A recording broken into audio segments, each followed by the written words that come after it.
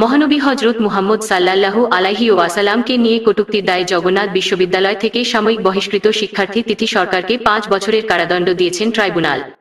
সোমবার ১৩ মে ঢাকার সাইবার ট্রাইব্যুনালের বিচারক এম জুলফিকার হায়াত এ রায় ঘোষণা করেন। এ বিষয়ে ট্রাইব্যুনালের পাবলিক প্রসিকিউটর মোহাম্মদ নজরুল ইসলাম শামীম বলেন, এ মামলায় তিথি সরকারের ৫ বছরের সাজা হয়েছে।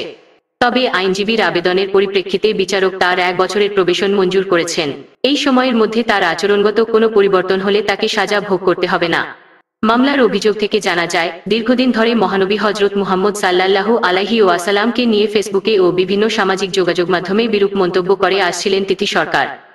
পরে ধর্ম অবমাননার অভিযোগে জগন্নাথ বিশ্ববিদ্যালয়ের সব ছাত্র সংগঠন ও সাধারণ শিক্ষার্থীরা তিথি সরকারের বহিষ্কার দাবিতে মানববন্ধন ও প্রতিবাদ সমাবেশ করেন। শিক্ষার্থীদের আন্দোলনের মুখে ২০২০ সালের ২৩ অক্টোবর বিশ্ববিদ্যালয় প্রশাসন থেকে তিথি সরকারকে সাময়িক বহিষ্কার করা হয়। এরপর তার পরিবার থেকে অভিযোগ আসে তিথি নিখোঁজ।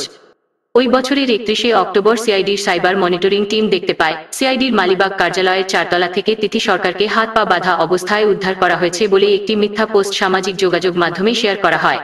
এটি ব্যাপক আলোড়ন সৃষ্টি করে। প্রকৃতপক্ষে সিআইডিতে এর রকম কোনো ঘটনা ঘটেনি। এই ঘটনার তদন্তে নেমেই গুজব রটনাকারী নিরঞ্জন বড়াল নামের একজনকে রামপুরার বনশ্রী এলাকা থেকে গ্রেপ্তার করা হয়।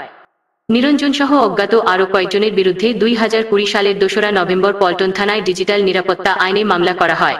২০২১ সালের ১৯ মে মামলার তদন্ত কর্মকর্তা সিআইডি পুলিশের এসআই মেহেদী হাসান তাদের দুইজনের বিরুদ্ধে অভিযোগপত্র দাখিল করেন।